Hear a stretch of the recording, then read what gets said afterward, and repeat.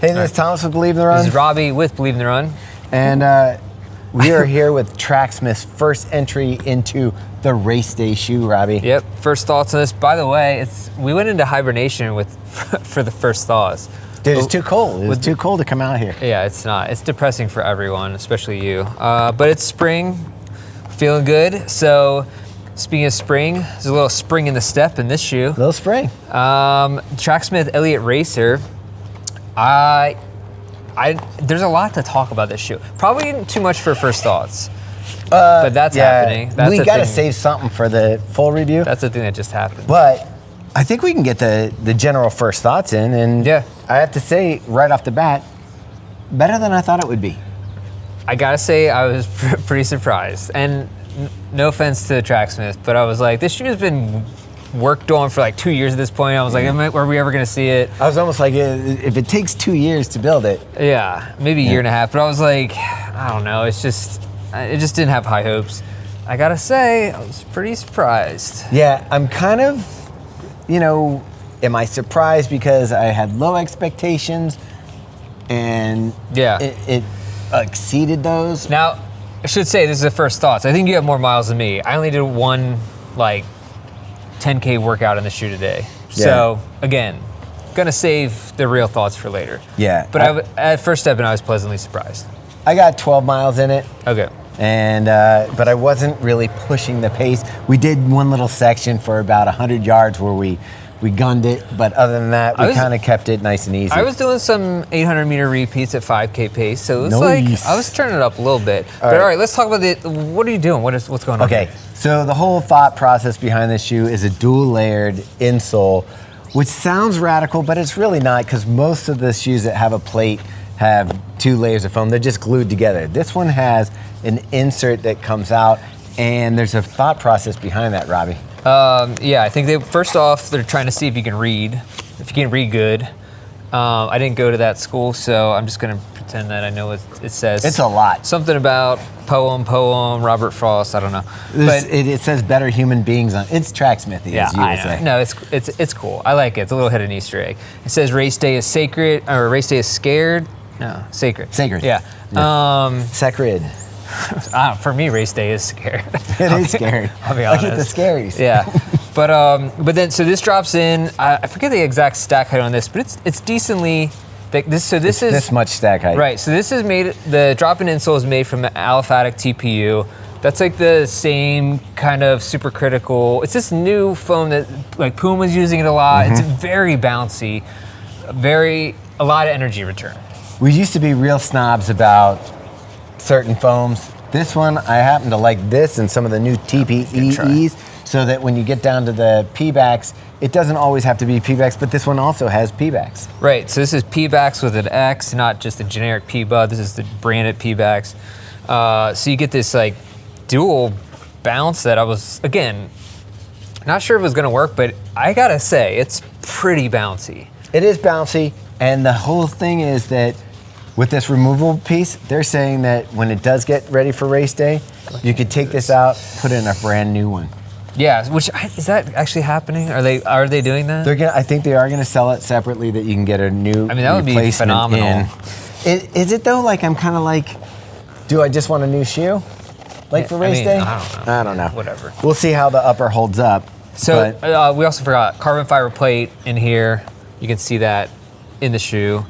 So this goes on top. In the shoe. It's in the computer. Yeah, the plates are in the computer. Yeah. Look, I keep trying to put this in, but I feel like I need... You need to work it around the gusset.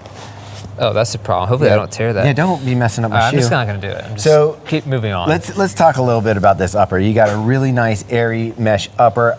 This piece, though, this was a shocker. I got to say, this micro suede collar... It feels like nothing.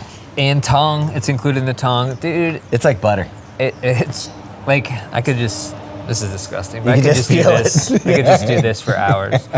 I hope you got a manicure. Do we have to blur that? Probably have to blur that out. You might have to blur that out.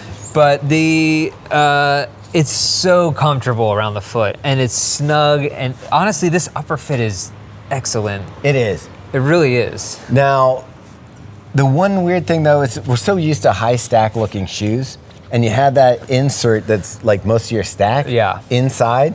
So it really is stacked up like this high.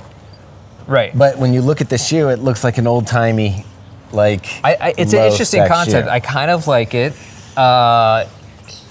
You're a little bit divided on it. I'm not sure if I like it or not yet. Okay.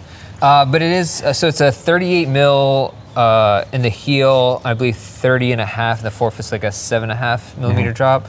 The weight is actually not bad either. It's right, I thought it was gonna be a lot heavier. It's around the same as the Saucony Pro, Endorphin Pro. It's around the same as the Gara Carbon. So it was like 7.7 ounces for you? No, 8.3. 8.3? Yeah. I don't know why you keep maybe going it's back to for me. 7.7. Sounds 77 is a good number. It is. 8.3. I don't know how many grams that is. I think it was around 230? 30. That's what I think, maybe. It's yeah. probably not true at all.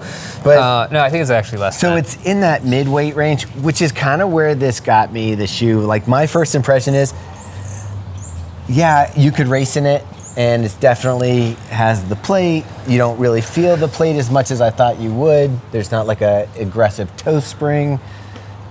It kind of felt like a combination between the Evo SL and the Evo Pro 3. It's kind of like in the middle there. Yeah. Where you could use it for racing, but I really, people hate it when I say this, I really like it for like, it felt great just cruising.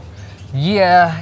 I mean, you can definitely use this for racing. Like I felt like I was able to pick it up pretty effortlessly. Now, it doesn't have, I didn't experience like that aggressive toe off or snap. Like if you like that in, say, the Asics Metaspeeds or the Adidas. the Adidas Pro 4. Yeah. Actually, that's not super aggressive, but like the CLO is a totally different thing.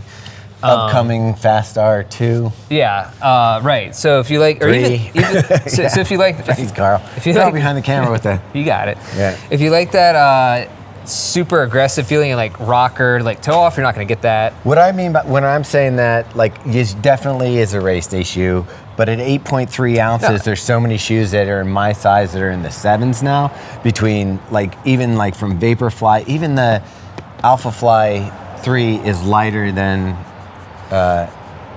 this shoe for my size 10.5. So that's where I start to go, okay, weight-wise, there's choices I would make, cushioning and aggressive feeling. There's a couple things that maybe I would take, but the comfort and the nice feeling of the foam, and this feels fairly stable. Yeah, it is fairly stable. That was a nice thing about it too. Now, I feel like we're getting into like full review territory here, so we probably need to dial it back.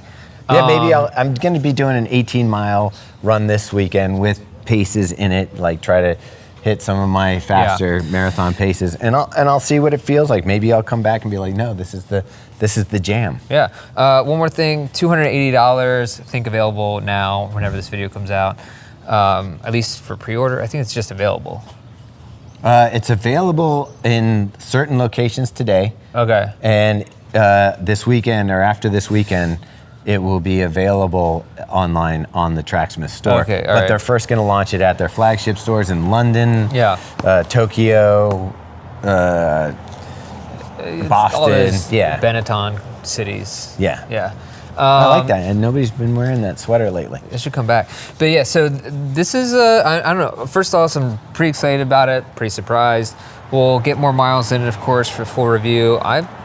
I do think it is a shoe that you can kind of wear for everything, as like you said. Yeah. So it's like, if you wanted to take this out for some just general miles that feel good underfoot, you can do that. I think you can race in it. Like, I thought the Eliot Runner was good enough to be a daily trainer, where I feel like this shoe can kind of do it all, and it may be actually too much for people, but it just feels, I just thought it felt great for that long run. Oh, yeah. So for me, even if it didn't work out as a racer, and we'll find out again this weekend, but if it didn't work out for a racer, I think it'll work out for a shoe that definitely would want to do long runs in. But let's see if it's good for catching. Catching, oh, hold up. Traffic. You got defense coming in?